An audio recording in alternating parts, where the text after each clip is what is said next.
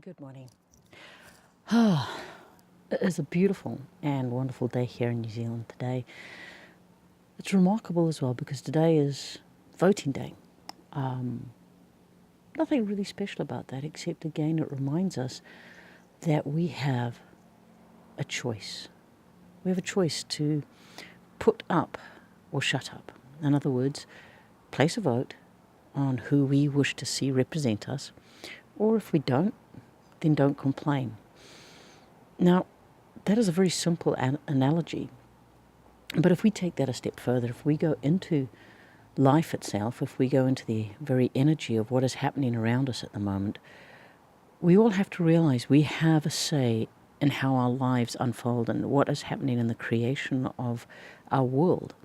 Now, when I talk about our world, I'm not just referring to the greater expanse of the globe, of the different nations, of the different political structures around our countries and worlds and planets, etc., etc.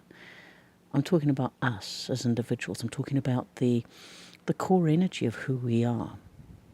And too often we will give away our energy. Too often we will look to other people for absolute direction of what we should do, how we should dress, how we should eat, how we should exercise, how we should be spiritual, how we should live our lives in totality. And we give up our individualism. We give up who we are as energy beings, as human beings, as beings of any sort. And so what I want to talk to you about today is rather exciting for me, because again I realize just how unique and how special we are as a species, how we are as a group of people that have come together with one conscious thought, and that is to evolve and to become the best that we can be. Now, this might not have align with most people. This might not align with a third of the people or half of the people that I am speaking to or who see this.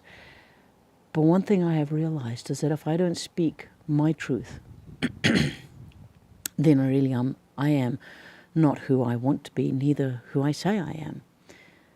And as I look at the energy of today, as I look around us, I see so much happening. I see changes in people. I see the fact that people are becoming more and more aware. It's like the tipping point of the consciousness level of change in our planet is definitely becoming more and more noticeable to other people. And I just want to say that I'm being very distracted at the moment. My cat is tapping on the wall of the door here. So I'm just going to let my cat join, because every time I bring energy into the subject matter, she loves to come in and join us. So who knows, maybe you'll get to see a little bit of her. But what I want you to understand is that energy and the construct of who we are as beings is very definitely the fact that we as people need to adapt to the energy of what is happening. We get ascended masters giving us clues. We get the teachings from the great councils. We have great teachers who are here amongst us as humans. And they talk to us about, they talk to us about the fact that we need to evolve. We need to come into a place of being.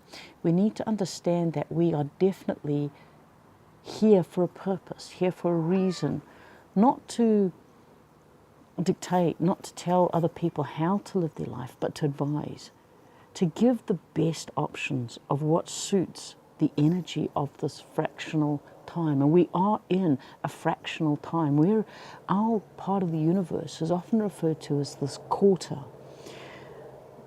which means to me that there are other quarters. And if we take the logical explanation of mathematics, there are 4 quarters makes a whole. So what are the other 3 quarters, and what do they hold? What is the expanse that's in there?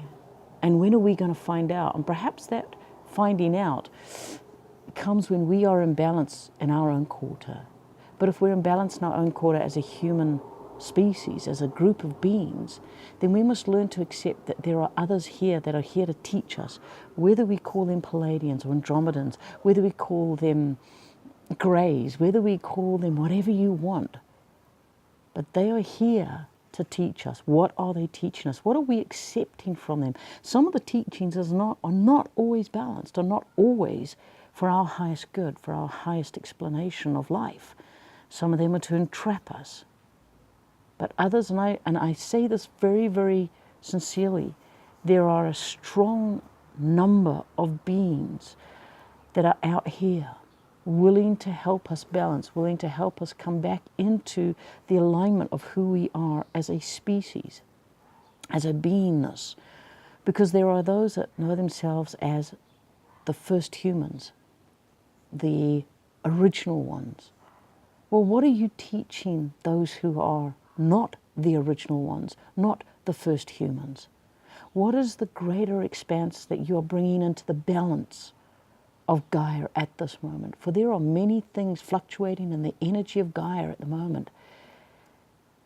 And I honestly say to you, just challenge yourself. Look at the energy. Look at the frequency that is in our planet at the moment. There is so much happening at a greater expansive level that we can't all understand it.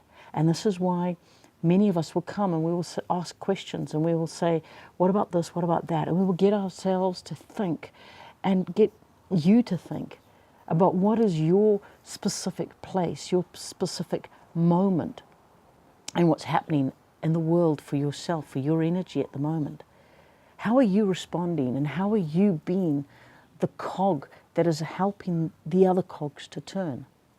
What is your part and where do you sit in the greater awareness of what is happening? Now, there are alignments happening in a planetary system.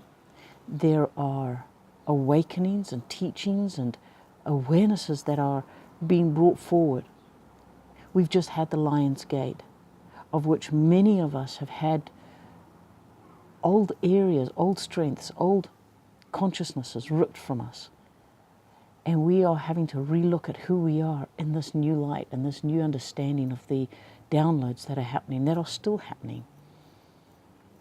And my question to you is, who are you, first and foremost? Where do you stand in yourself, in your core energy, in the divine part of who you are, in the greater expansiveness of the discovery of the ascension of all? Are you ready to go through the sweet point? Are you ready to transverse from this dimension into the next dimension? And that doesn't mean by dying. It just means, are you ready to move from one evolutionary process into the next of the spiritual walk that we walk on?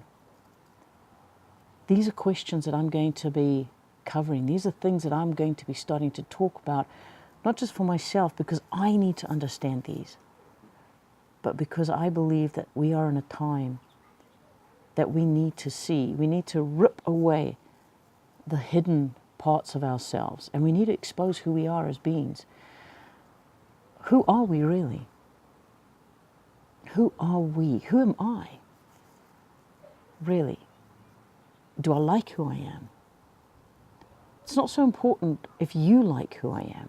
I have to like who I am so that when I come and I speak to those that are around, that I present the image, the reality, the awareness of one who is in balance, of one who is in their truth. And so thank you for listening, and I will continue to be bringing forth these moments of discussion. And if you do have any questions that you'd like broached, subjects that you'd like covered, just comment. And I will look through these and I will bring out the best of the best, and not so much the best of the best, but we'll try and cover as much as we can, because I believe that there are many teachers that are unknown, undiscovered, and yet there are some teachers that are well known who are repeating old things because they haven't evolved into the next layer. It's time for us all to put down our differences, put down our petty hates and loves, and realize that we are here on a journey of oneness. And we all need each other to move into the next arena. So I look forward to sharing with you more on these subjects And somebody, I think, has got a little bit tired of my voice and decided that they're going to have a bit of a sleep in the sun here. So it's been great chatting to you, and I look forward to speaking to you again.